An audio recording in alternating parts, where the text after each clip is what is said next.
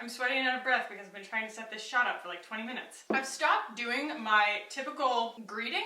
I'm not going to do it because I think that something in YouTube's listening algorithm is hearing like a curse word or something. It's hearing me say something that it violates their policies, and so we're just going to go ahead and kick the video off unceremoniously. Today is going to be a video on how I dress my eyes up to make them not look so small and close set. That is not negative self-talk. There is nothing wrong with my eyes being small or close set. When I was like 11, I did this like modeling invitational where you go pay way too much money and you go and like show your headshots to a bunch of people.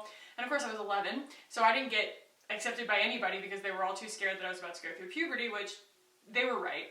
And things did not go well. One of the things that like a really honest person said to me throughout the whole process was, you have like an Italian face, and a lot of times with that Italian face comes kind of the Italian close set eyes, and that's hard to photograph. But without putting too negative a connotation on it, just from like an artist standpoint, a compositional standpoint, I think my eyes look better when they look a little bit bigger and wider set. And so today I'm going to be showing you guys how I kind of accomplish that. So before I jump into anything, I do want to say that from, you know, like a painter's standpoint, if you're talking about composition, you get really close to the mirror and you think about just your eyes or just your lips or just your cheeks or whatever.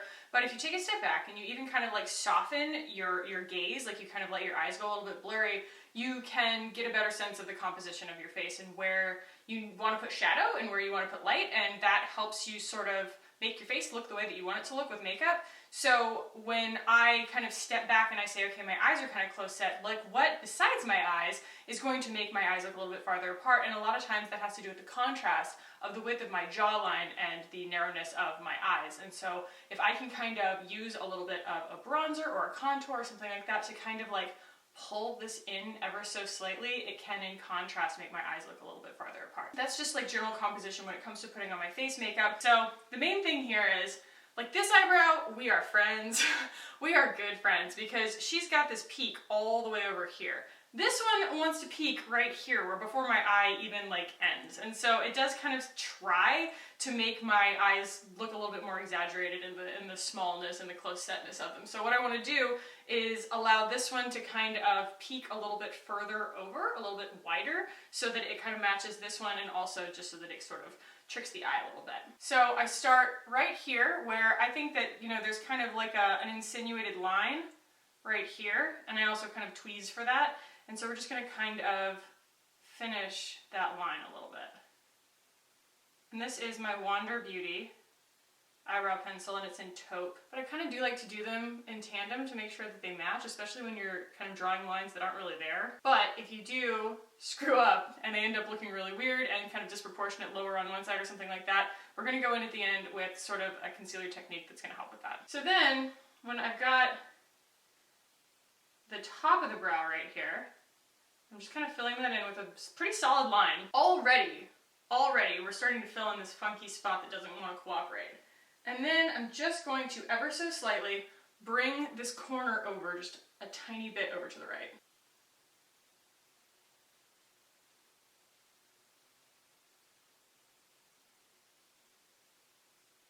And I'm going to extend the tail just ever so slightly down a little bit further than the hair's grow.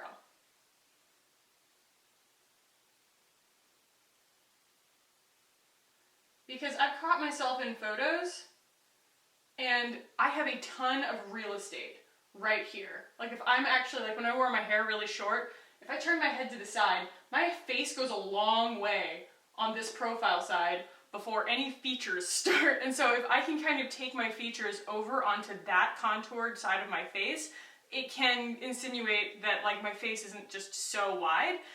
Again, this all sounds like pejorative, but it's basically just kind of like solving for what you want to see when you look in the mirror, just kind of compositionally, not necessarily like ugly or beautiful, just like solving for the compositional things that you think you would rather have on your face, if that makes sense. So as you can see, we've kind of already insinuated this a little bit over, and then I'm going to do the same thing here on the underneath,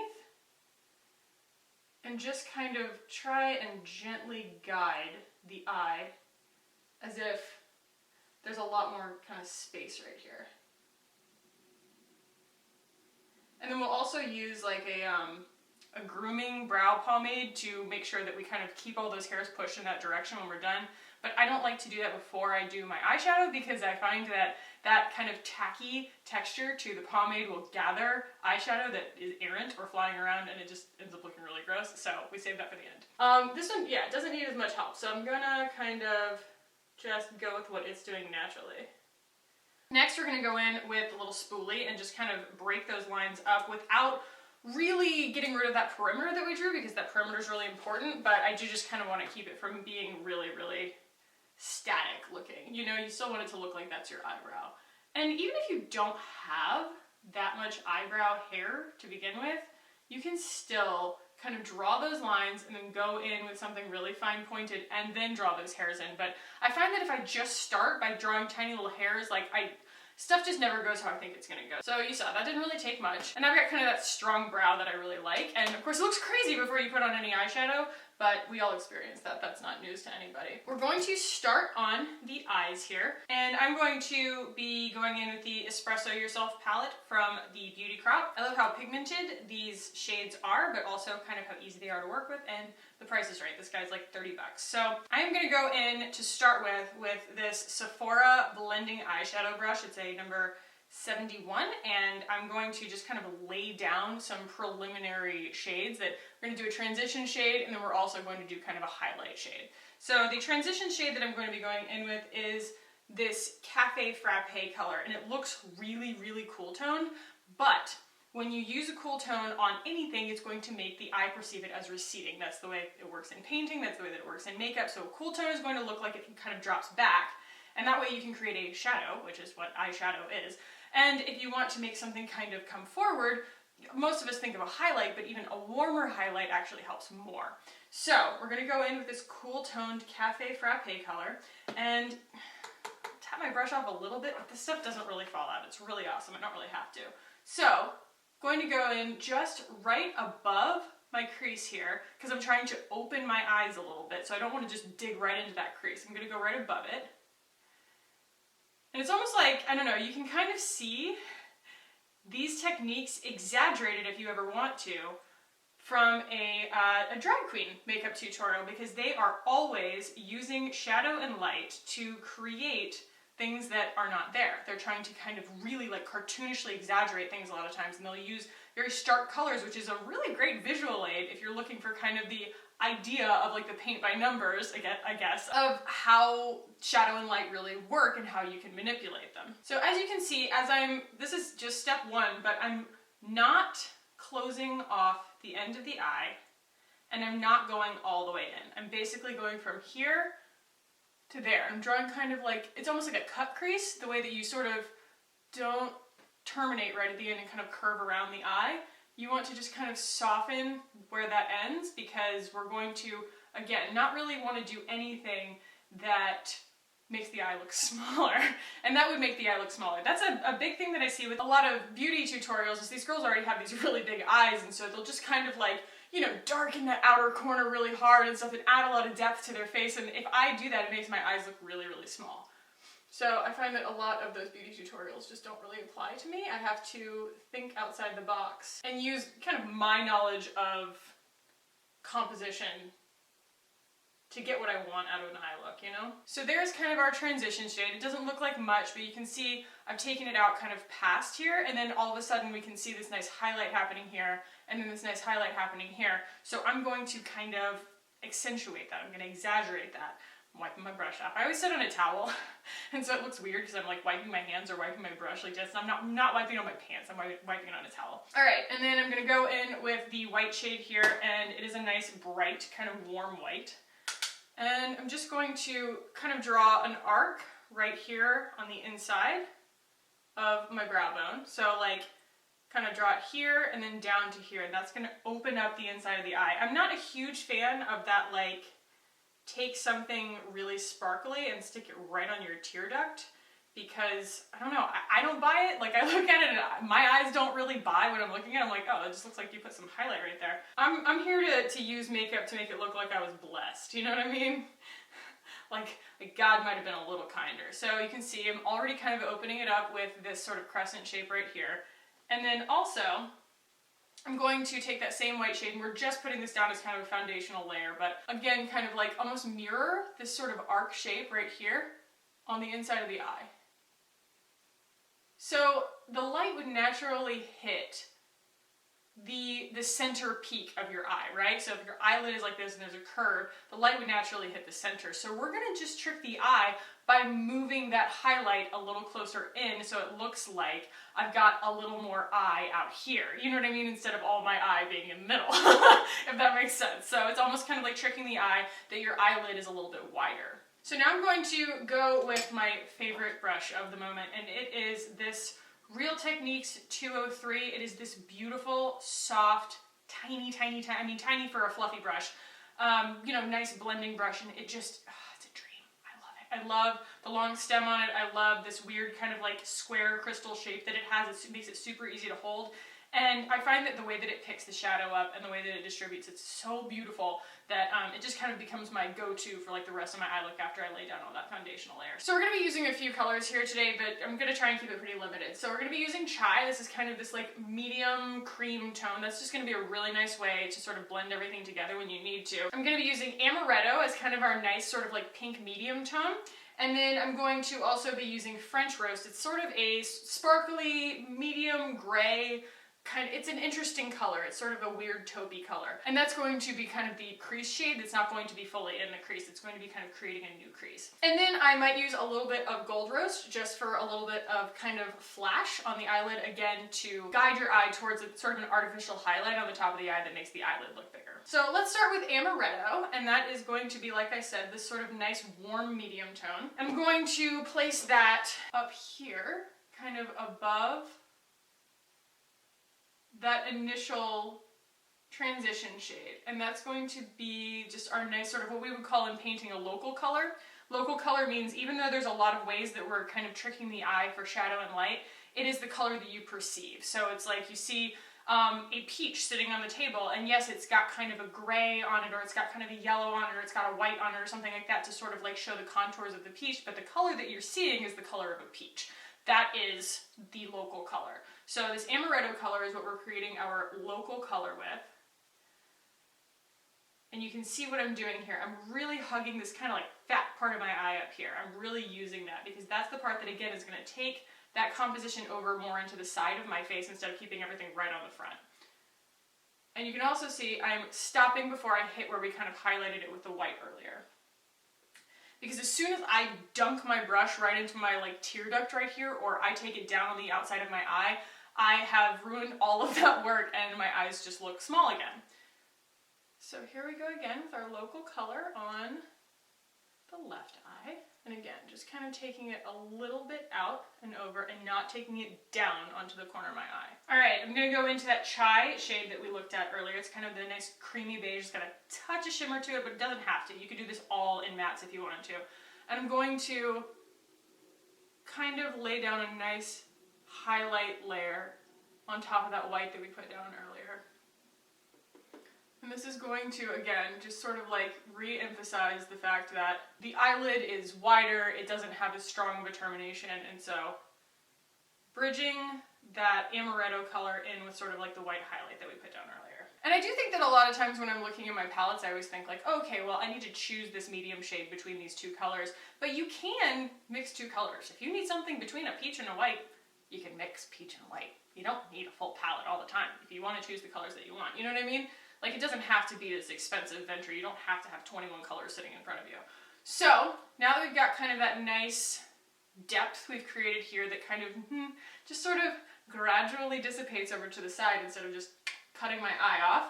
Now we're going to go in with that French Roast color, and that's what I was saying was sort of that semi-sparkly kind of taupey shade. It's a very interesting color because it's very cool. And I don't typically use a lot of cool tones on my face, but we're going to use this cool tone to trick the eye into thinking that something's sort of receding from the eye. And I'm just going right below, like basically right above the actual crease and right below where we just placed that local color, the Amaretto. And look at that, I'm kind of creating a new crease. Very subtly though. Don't be afraid to take your time. Like, just because a color doesn't show up as that exact color as soon as you put it on your skin doesn't mean that it's not working. You know what I mean? You can already see the difference between this eye and this eye. I'm just using that kind of cool toned color to create a shadow that's not there. And I'm using it all the way out here.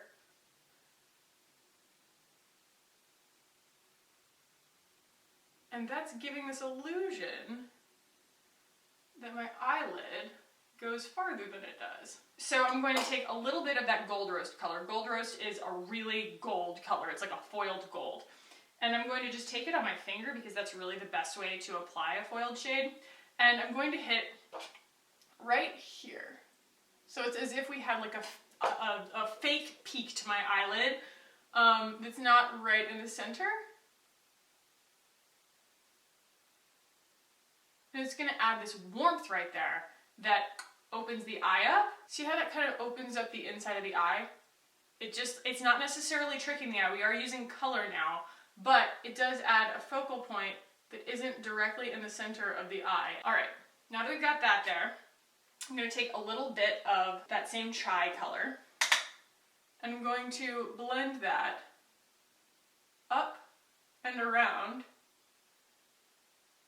sort of lightening the crease just a little bit because you want to, again, imitate the idea that your crease is a little higher than it actually is.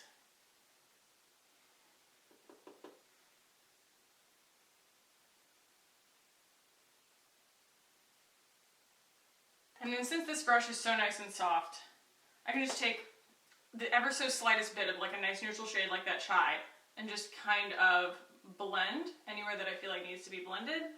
And then another trick that I think is really cool when you kind of get your eye look done and you think maybe this isn't quite daytime enough, like maybe I've put on too much or I feel like it's a little too dramatical, I will actually take my blush that I used on my cheeks and I will add a little bit of that to where we call the local color area, because then it's going to make it look like your eyeshadow color is just kind of part of the natural flush of your face. So I'm using a little bit of the NARS Orgasm here. I'm just adding that right to that kind of local color area. Adds a little bit of pinkness, and when it does that, it looks like it belongs there. You know what I mean? You don't look like you're wearing an eye look and a cheek look. It looks like you're wearing, you know, a better skin look.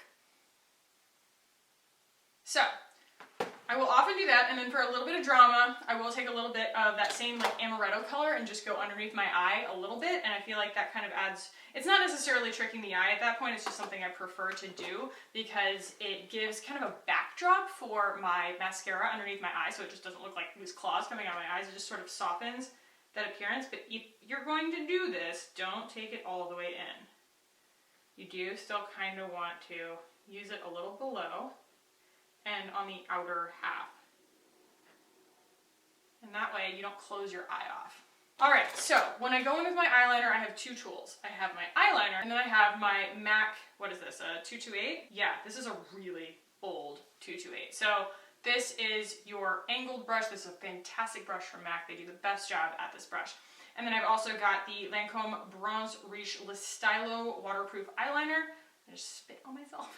And so this is a brown that's got a little bit of shimmer to it, but the main thing here is the formula. I just really like that this formula stays movable for a minute and then it does dry all the way down to waterproof. So the way that I will go about this actually is not to draw a line, like I said, that kind of like peaks right here at the top. If you already have wide set eyes and all you're trying to do is open them up, yeah, use your eyeliner to exaggerate the middle. It'll make your eyes look more open, but what I'm trying to do is make my eyes look farther apart.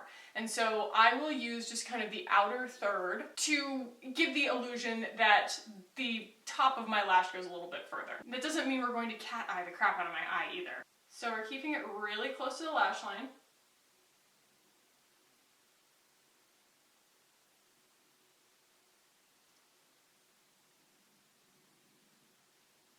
Don't be afraid to take it a little further out, but we will do more with the brush. And I'm not using a ton, you know what I mean? Like I'm not really going in hard with this product, because then we're gonna take our 228 brush and create this kind of natural, new eyelash line, if that makes sense. The reason I love this brush is because it really glides, it really obeys, and it doesn't pick up a ton of product. It just kind of moves it in a nice way. And so then where it did kind of pick the product up, I'll go in and refill it a little bit. So you don't need this harsh line. I find that for me, a harsh line makes me look older. It took me a really long time to kind of understand that, but look at the little bit I just put on my eye and what a huge difference it makes in making my eyes look bigger and farther apart. And look how much further past my actual eyeline I'm taking that. You can always wipe it off, but you'll never know until you experiment kind of like how far you can take it and make it look believable. It's all about kind of balancing the softness and the hardness. Because right towards the middle, of course, I'm using a little bit of hardness. I'm taking this and putting it directly on there, and I'm not then blending it back out, but all the edges are really diffused. Even though it comes to kind of a point at the ends, the edges are still really diffused. I don't know. The liquid eyeliner look doesn't look very good on me, and I don't want that look. That's what I'm kind of trying to stay away from, I guess. And then you can also just kind of feather it just slightly down so that it kind of bridges down into your lower lash line just a touch. Okay, so like I said, we're going to use a little bit of a brow pomade to get the brows to kind of like go up and stay up. This is the Glossier Boy Brow in brown. And this stuff is super duper forgiving, but even if you do kind of mess it up a little bit, because, you know, I just kind of hit my eye with the stick that has a little bit of product on it. So, I mean, you know, no harm, no foul. We can always go back in and fix that kind of stuff. This is not super inky. So I'm just kind of trying to fill in, keep that really nice shape, give it sort of an up feeling. Drag this onto the side of my face instead of keeping it all in the front. And then this eyebrow, she just always cooperates. And you'll see a lot of people kind of do this trick, but they'll do it with highlighter. And I think that in person, like on camera that looks nice, but in person a lot of times it looks a little bit crazy. So what I'm gonna do is take a concealer brush that's clean and dry, and I'm not going to put a wet concealer on it. I'm going to use some of my MAC Studio Fix pressed powder, kind of powder foundation, and I always joke that this stuff will cover your nipples. It's so heavy duty, so I use it very sparingly, but this is a really good tool to kind of carve out your brows with. So I use it. This, or even a white shadow will work too, depending on kind of the look you're going for. But you can just use that to reinforce that line that you created.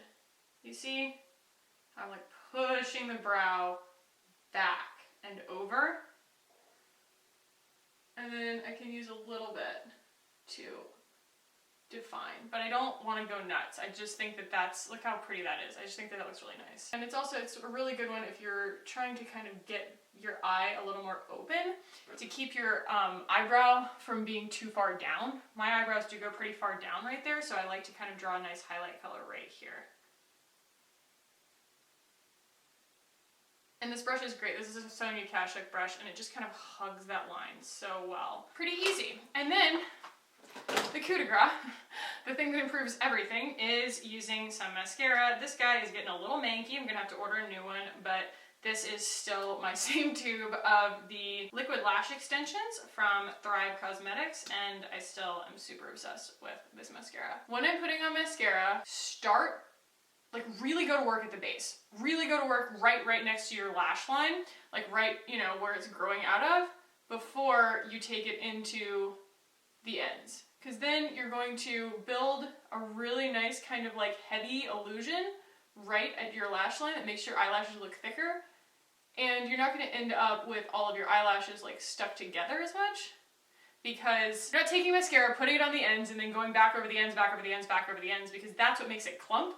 You kind of want to go over the ends last, I guess. And you can actually, too, use your mascara to open the eye up, depending on which way you doctor the lashes while they're drying. You can, if you want to make your eyes look longer, you can kind of pull your lashes to the side. That's kind of a Charlotte Tilbury trick. And then if you want them to look more open, you can just kind of like build that flutter right in the middle. So, I mean, mascara doesn't always have to be put on one way either.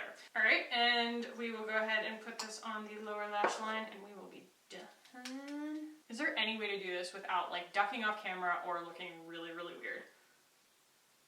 I'm gonna try this now. And it works! probably goes without saying, but if you're not talking all the way through it, this really doesn't have to take very long in the morning. Like, if you're doing your makeup in the morning, you can just kind of use 3 or 4 shades, or even just 2 shades, really, and accomplish this look of kind of like playing with shadow and light, playing with the depth, playing with what you want to kind of bring forward, and make your eyes look bigger and further apart. Because, I mean, yes, lashes always help. Like, if you really want to do it, you know, wear fake lashes every day, or do a really nice big cat eye or something like that. But if you're really looking for an illusion, if you want to just kind of like use your current makeup routine, but just tweak it ever so slightly to make sure that you're not inadvertently making them look smaller or closer together, then this is hopefully pretty helpful. So to recap, we sort of insinuated a new crease above our normal crease. I also used sort of a warm highlight to create sort of a false center to my eyelids. We made sure that we didn't close the eyes off at either side with any kind of dark shadow color. We used eyeliner to gently lift and separate the eyes, and I also used an eyebrow pencil to kind of bring my eyebrows more onto the side of my face than just onto the front. So I hope that those tips are helpful for you guys. These are just little things that I picked up along the way as I apply my art degree to how I kind of want to make my face look in the morning. So have fun, play with it, see what you like. And guys, if you have any other kind of recommendations for me down below on how maybe you sort of manipulate makeup to do cool stuff, let me know. And if you guys like this, give it a thumbs up. Really appreciate that. If you want to hang out with me on this channel, go ahead and hit the button down below and subscribe. I would love it if you did. And if you guys have any other requests for kind of cool like makeup tutorials or anything like that, let me know. Thank you so much for watching. I love you guys, and I will see you in the next one. Bye!